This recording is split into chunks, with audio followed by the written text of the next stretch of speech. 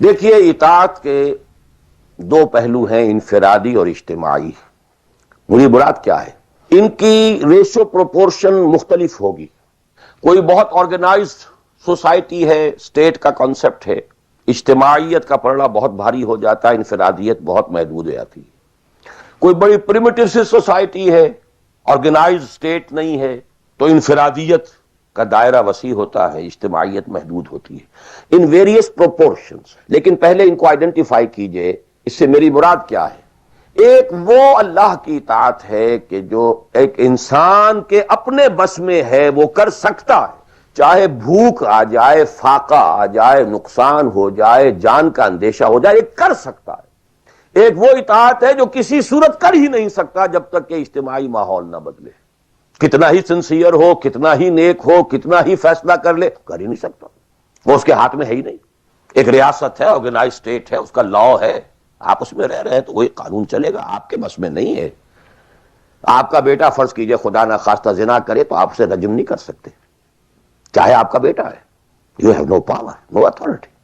آپ کا اپنا بیٹا اپنی بیٹی چوری کر لے، آپ ہاتھ نہیں کاٹ سکتے۔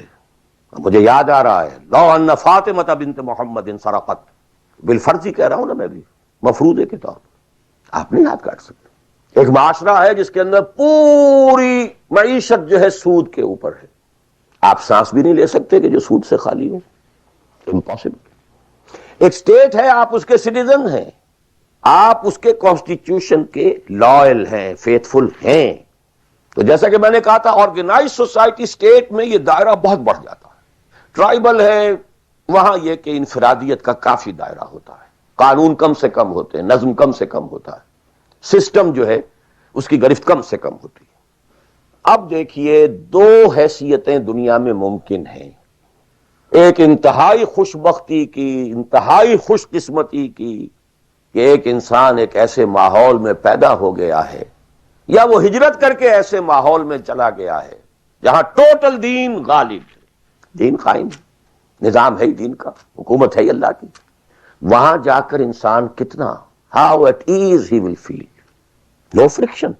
وہ بھی اللہ کی بندگی کرنا چاہتا ہے، ماحول بھی سازگار ہے، پورا نظام بھی اللہ کی بندگی پر ہے، پورا قانون بھی اللہ ہی کا نافذ ہے، پورا تعلیم کا ڈھانچہ بھی اللہ ہی کے ہدایت کے مطابق ہے، تمام ذرائع ابلاغ سے بھی اسی کے مطابق چیزیں ہیں جو نشر ہو رہی ہیں، آڈیو ویژول سب کچھ۔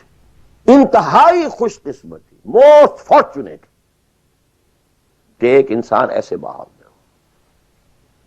لیکن فرض کیجئے کہ وہ ایسے ماحول میں ہے جہاں اللہ کا دین غالب نہیں، بہت محدود سا حصہ ہے جس میں وہ اللہ کا حکم مان سکتا ہے، نماز وہ پڑھ سکتا ہے، روزہ رکھ سکتا ہے، کوئی نہیں روکتا۔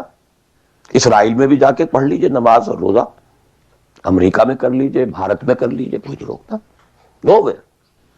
لیکن باقی ویرینگ ڈگریز میں ہوگا یہ کہ زندگی کا 75%، 80%، 50%، 60% وہ باطل کے قبضے میں ہے، تو وہ بھی تو 50%، 60% کافر ہے۔ He's a part and parcel of that environment, of that system۔ قرآن کے تینوں فتوے اس پر بھی تو لگ رہے ہیں، وَمَن لَّمْ يَحْكُم بِمَا أَنزَلَ اللَّهُ فَأُولَٰئِكَ هُمُ الْكَافِرُونَ وَمَن لَّمْ يَحْكُم بِمَا أَنزَلَ اللَّهُ فَأُولَٰئِكَ هُمُ الْفَاسِقُونَ وَمَن لَّمْ يَحْكُم بِمَا أَنزَلَ اللَّهُ فَأُولَٰئِكَ هُمُ الظَّالِمُونَ۔ وہی ظالم ہے، اور ظالم سے مراد مشرک، ان الشرک لظلم عظیم، وہی کافر ہیں۔ بتوں سے تجھ کو امید ہے، خدا سے نو امیدی، مجھے بتا تو صحیح اور کافری کیا ہے؟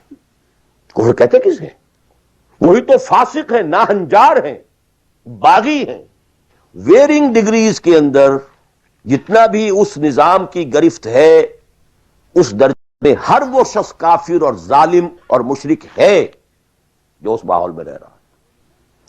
ان دونوں حالتوں میں دین کے تقاضے بالکل ایک دوسرے کے برعکس ہو جاتے ہیں۔